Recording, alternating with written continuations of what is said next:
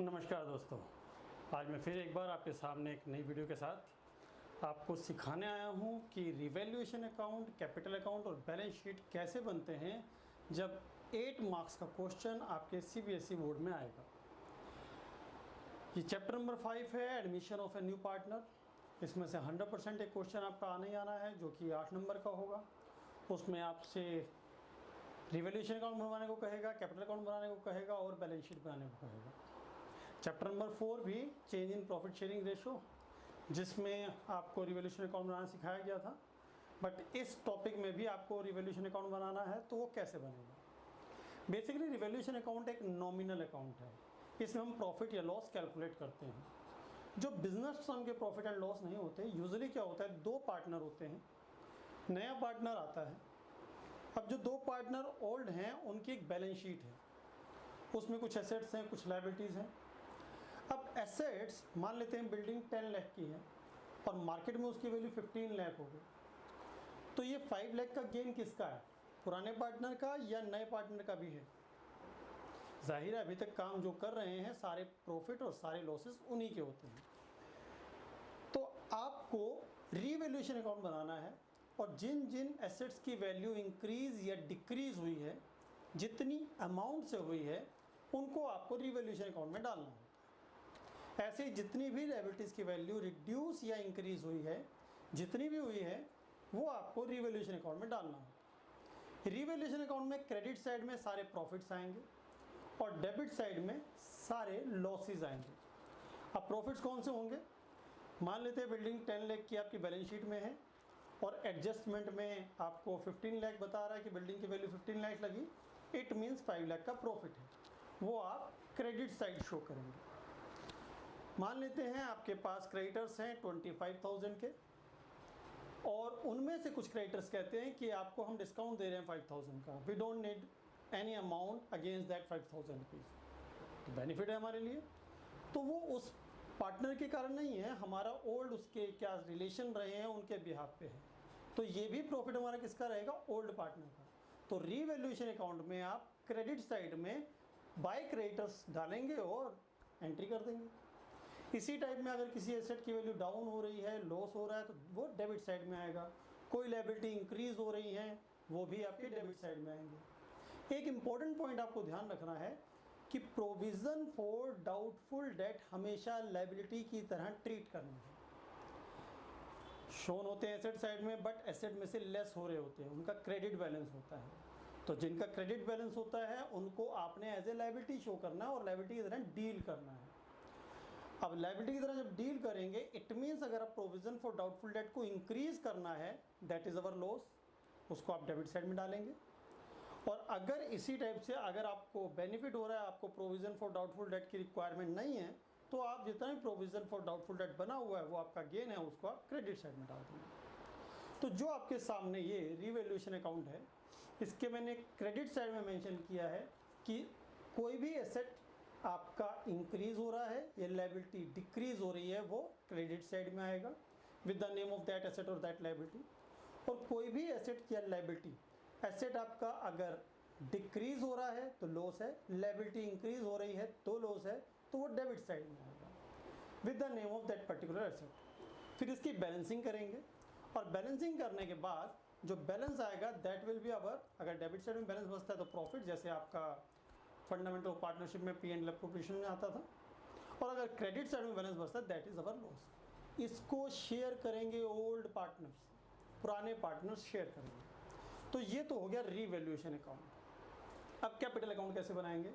गिनती की 4 या 5 आइटम से आपको ध्यान रखनी है। ये प्रेजेंटेशन आपके सामने है।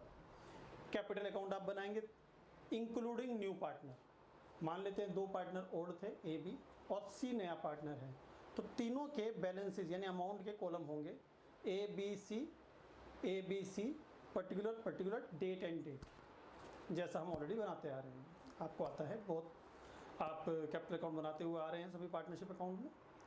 सबसे पहला काम आपने पुरानी बैलेंस शीट से बाय बैलेंस BD ट्रांसफ़र करना है। डन।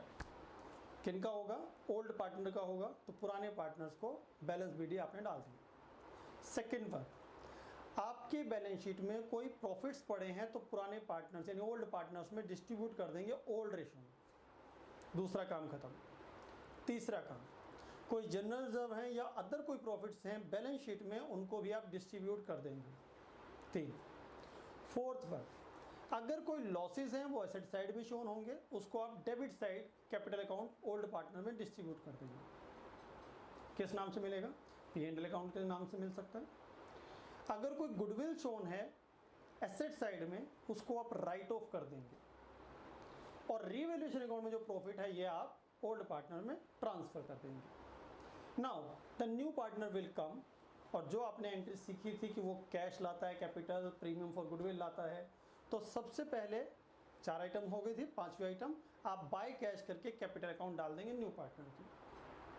अब जो प्रीमियम लाया उसकी डिस्ट्रीब्यूशन की एंट्री होती है बाय प्रीमियम फॉर गुडविल ए और बी में शेयर कर देंगे। देन आफ्टर अगर वो विड्रॉ करते हैं तो टू कैश करके आप उसको पुट करेंगे। अगर वो विड्रॉ नहीं कर रहे हैं तो दैट इज गुड, बैलेंसिंग कर देंगे कैपिटल अकाउंट कंप्लीटली। अब बात आती है last and final balance sheet. पुरानी बैलेंस शीट को आप व्यू करेंगे, चेक करेंगे, जितने भी एसेट्स थे वो या तो एज इट इज आएंगे या उनकी अगर कोई न्यू वैल्यू दी है तो न्यू वैल्यूज आएंगे। अब लेट एज्यूम कि आपका स्टॉक 90,000 था, उसकी वैल्यू इंक्रीज हो गई या डिक्रीज हो गई, तो जितनी भी इंक्रीज या डिक्रीज हो गई न्यू वैल्यू कितनी बनी वो आप बैलेंस शीट में शो करेंगे। मान लेते हैं 1 लाख का आपका स्टॉक था और एडजस्टमेंट में गिवन है कि उसकी वैल्यू 90,000 लगी, तो जो 10,000 था वो तो आपने रिवैल्यूएशन में डाला था, तो new value is 90,000, that will be shown in the new balance sheet. सभी एसेट्स न्यू वैल्यूज पे आएंगे और अगर एसेट में कोई चेंज नहीं आया है तो एज इट इज आएगा। लायबिलिटीज सारी न्यू वैल्यूज पे आएंगी, अगर किसी लायबिलिटी में कोई चेंज नहीं आया है तो एज इट इज आएंगे। जब आप बैलेंस शीट बनाएंगे कैपिटल न्यू बैलेंसेस ही आएंगे कैपिटल अकाउंट से जो बैलेंस शीट निकला था। हमेशा कैश अकाउंट का नया बैलेंस निकलेगा, कैश या बैंक का, क्योंकि नया पार्टनर कैपिटल लाता है और प्रीमियम फॉर गुडविल लाता है, दोनों कैश में ऐड हो जाते हैं। अगर पार्टनर्स विड्रॉ कर रहे हैं ओल्ड वाले तो उतना अमाउंट आप माइनस कर देंगे। तो बैलेंस शीट में किन किन चीज़ों की नई वैल्यूज़ आएंगी? सभी चीज़ों की न्यू वैल्यूज़ आएंगी जिनको भी एडजस्टमेंट में मेंशन किया हुआ है।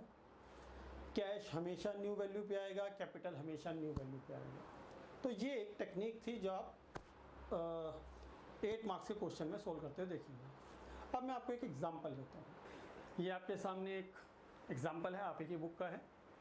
इस बुक में आपको एक बैलेंस शीट गिवन है, नीचे कुछ एडजस्टमेंट्स गिवन है। उन एडजस्टमेंट को सबसे पहले आपने रीड करना है। बैलेंस शीट गिवन है, एडजस्टमेंट्स गिवन है, स्टार्ट कहाँ से करना है? एडजस्टमेंट से। First adjustment is return. अगर आप ध्यान से देखें इसमें लिखा है Sambhal will get 1/5 share in profit and he will bring 20,000 as his capital and 5,000 as his share of goodwill. तो अभी हमारा कोई मतलब नहीं है क्योंकि जो भी कैपिटल या वो प्रीमियम फॉर गुडविल लाएगा उसकी एडजस्टमेंट केवल कैपिटल अकाउंट में होती है, रीवैल्यूएशन अकाउंट में नहीं होती। तो पहले पॉइंट को हमने अभी यहीं छोड़ दिया। सेकंड में लिखा है गुडविल ब्रॉट बाय संभव विल बी विड्रॉन बाय स्वदेश and Swaraj the old partners. तो पुराने पार्टनर्स ने गुडविल जो उनको मिली है न्यू पार्टनर के थ्रू वो विड्रॉ कर ली। ये भी हमारा कैपिटल अकाउंट का पार्ट है, रीवैल्यूएशन अकाउंट में इसका कोई रोल नहीं है। रीवैल्यूएशन अकाउंट में क्या क्या आएगा? इफ एसेट इंक्रीज और डिक्रीज, इफ लायबिलिटी इंक्रीज और decrease, outside liabilities. Number third, provision for doubtful debt should be brought up to 5% on debtor. Provision for doubtful debt आपको दिया हुआ है, 5% तक लेके आना है। अगर आप उसके एडजस्टमेंट में चेक करें, बैलेंस शीट में चेक करें तो 500 ऑलरेडी गिवन है और डेटर्स 20,000 गिवन है। अब 20,000 का 5% होता है 1,000 rupees, but we have only 500 rupees. It means provision for doubtful debt are to be increased. और प्रोविजन फॉर डाउटफुल डेट को मैंने क्या बोला था कि आपने हमेशा क्या मानना है? हमेशा liability. If liability increase that is our loss. और इसको आप कहाँ प्रेजेंट करेंगे? आप डालेंगे रीवैल्यूएशन अकाउंट के डेबिट साइड में। क्लियर? रिवैल्यूएशन अकाउंट के डेबिट साइड में आप दिखाएंगे। चलिए, इसके बाद आपके पास मेंशन है मशीनरी भी reduced by ₹2,000 and furniture bye 12.5%। Machinery is reduced and furniture is also reduced. Reduced by मतलब इतने से घट गया। अगर रिड्यूस्ड टू होता तो इतने तक घट गया। ये दोनों बातों का ध्यान रखिएगा। रिड्यूस्ड बाय यानी कि आपकी मशीनरी इतने रुपए से घट गई। फॉर एग्जांपल 1 लाख की मशीन है, reduced by 25,000, the new value is 75,000। Reduced to 25,000 मतलब न्यू वैल्यू ही 25,000 है और 75 डिक्रीज हो गई। तो यहाँ है रिड्यूस्ड बाय, तो मशीनरी रिड्यूस हो रही है, that is our loss, that will be shown in the debit side because all losses will be shown in the debit side of revaluation account. Furniture is also reduced by 12.5%। Furniture given है आपके balance sheet में 10,000 rupees, 12.5% मतलब आपका 1,250, that is also loss, that will be shown in the debit side. चलिए फिर कहता है stock भी वैल्यूड है 23,000 और ऑलरेडी हमारी बैलेंस शीट में गिवन है 20,000। Now stock is increase, that will be shown in the credit side. Done. Land and building भी appreciated by 20%। Land and building 20% से बढ़ गया, बाय 20%, 20% से बढ़ गया। It is already given in the balance sheet 73,500, तो 14,700 is a 20%। इससे increase हुआ, that will be shown in the credit side of revaluation account. तो जो रिवैल्यूएशन अकाउंट है उसके डेबिट और क्रेडिट में कौन कौन सी एंट्रीज आई हैं? अगर एसेट डिक्रीज हो रहे हैं तो हमने डेबिट में डाले, एसेट इंक्रीज हो रहे हैं तो हमने क्रेडिट में डाले, जितनी अमाउंट से इंक्रीज या डिक्रीज हुए। लायबिलिटी अगर इंक्रीज होती तो दैट वाज अवर लॉस, उसको हम डेबिट में डालते, और लायबिलिटी अगर डिक्रीज होती तो दैट वाज अवर प्रॉफिट, उसको हम क्रेडिट में डालते हैं। And the next one adjustment is investment of rupees 2,000 which did not appear in books should be recorded। हमारी बैलेंस शीट में इन्वेस्टमेंट है ही नहीं और हमारे पास है, असलियत में तो पड़ी है, तो इट मीन्स कोई अनरिकॉर्डेड इन्वेस्टमेंट है जो अभी अभी हमें नॉलेज में आई है, हमारी बुक्स में वो रिटर्न ऑफ हो चुकी है, तो उसको बुक्स में लेके आना है। तो जब इन्वेस्टमेंट बुक्स में आएगी इट मीन्स आपके एसेट्स इंक्रीज हो रहे हैं, that will also be shown in the debits credit side in the revaluation account because asset is increase. Asset increase होगा तो आपने क्रेडिट साइड में शो करना है। इन्वेस्टमेंट आपकी 2,000 से इंक्रीज हो रही है, that is our profit, that will be shown in the credit side of revaluation account. 7th adjustment के बाद 8th एडजस्टमेंट है, out of the amount of insurance premium which was debited to profit and loss account ₹5,000 be carried forward unexpired insurance। Unexpired insurance का मतलब क्या है? That is prepaid insurance. Unexpired insurance मतलब prepaid insurance, books में नहीं है। अगर हम बुक्स में लिखेंगे तो किधर लिखेंगे? बैलेंस शीट में। प्रीपेड इंश्योरेंस एसेट होता है तो हमारे एसेट्स में आएगा। एसेट्स में ऑलरेडी कितना है? 0, और अगर एसेट्स में हमें 5,000 डालना है तो दैट इज अवर प्रॉफिट, तो रिवैल्यूएशन अकाउंट के क्रेडिट साइड में आप पुट कर देंगे। Next one is a bill for 5,000 for electricity expenses was not accounted. एक बिजली का बिल था 5,000 रुपये का और हमने कहीं रिकॉर्ड नहीं किया। इट मीन्स ये क्या है?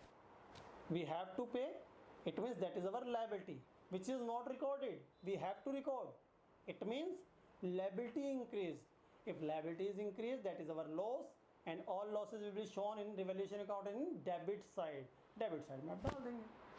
Now the balancing of this account will show us profit और लॉस, और आपके सामने इसका प्रॉफिट आ रहा है 15,950 रुपीज़।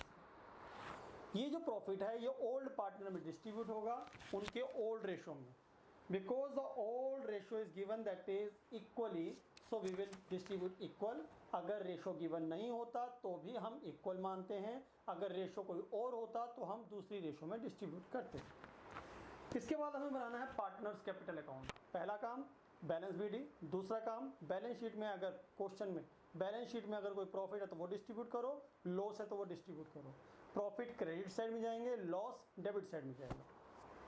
तीसरा काम रिवैल्यूएशन का प्रॉफिट या लॉस कैपिटल अकाउंट में डालो। पहला बैलेंस बीडी, दूसरा बैलेंस शीट के प्रॉफिट या लॉसेज आपने ट्रांसफर करने हैं, तीसरा रिवैल्यूएशन के प्रॉफिट या लॉस ट्रांसफर करने हैं। Now the next is by cash, new partner will bring cash as a capital account में डाल देना है। इसके बाद क्या बचेगा आपके पास? इसके बाद वो प्रीमियम लाएगा, प्रीमियम को डिस्ट्रीब्यूट करना है।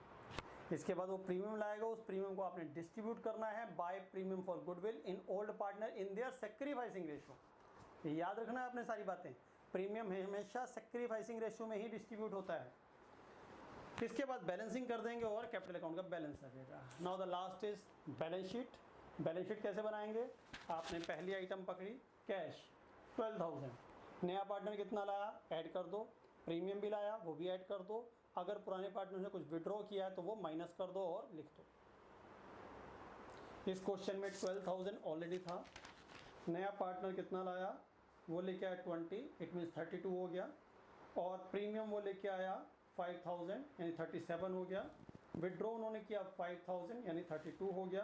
तो cash account will be shown as 32,000 in the new balance sheet. इसके बाद आइटम है कैश एट बैंक, हमने उसको टच नहीं किया क्योंकि बैंक की कोई एडजस्टमेंट हमने नहीं करी, तो आप एज इट इज़ 15,000 डाल देंगे। देन आफ्टर डेटर है 20,000 के, हमने प्रोविज़न एडजस्ट किए थे, प्रोविज़न हो गए थे 1,000, so the debtor will be shown 20,000 minus 1,000 as provision for doubtful debt, the balance is 19,000 will be shown in the balance sheet। ये आपको क्लियर है।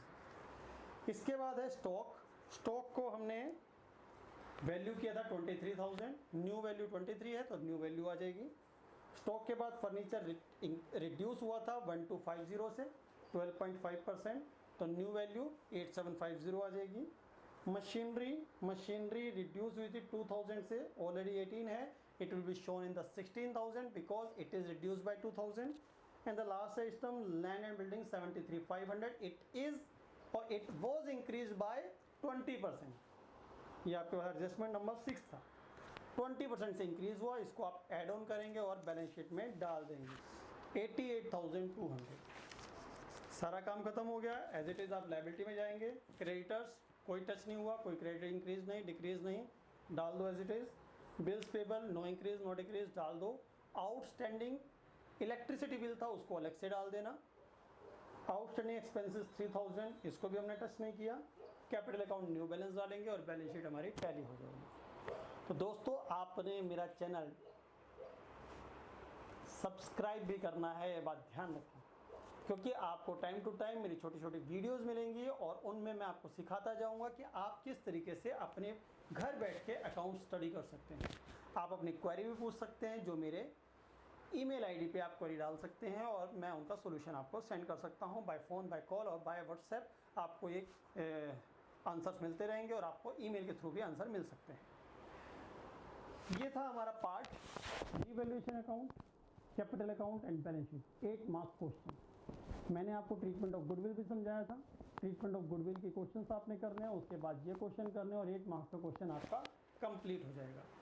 दोस्तों ये था आज का टॉपिक जिसमें आपने सीखा revaluation account, capital account and balance sheet. आने वाली सभी वीडियोस में आपको छोटे छोटे पॉइंट्स मैं क्लियर करता रहूँगा। कब सेक्रीफाइसिंग रेशियो, छोटी छोटी बातें ज़रूर ध्यान रखनी है। मैं आपको इन बातों को रिकॉल भी करवाता रहूँगा, जैसे कि अभी आपको रिकॉल करवा दिया गया है। सेम कॉन्सेप्ट में आपने सारी वीडियोस को एक जगह सब्सक्राइब करना है, आपको नई वीडियोस मिलती रहे, आप उनको बार बार देखें, आपको बेनिफिट होगा, 100% बेनिफिट होगा। आपको कहीं कोई ट्यूशन लेने की ज़रूरत नहीं पड़ेगी। It is basically I guarantee. दोस्तों मिलते हैं इसके बाद अगली वीडियो के साथ। नमस्कार।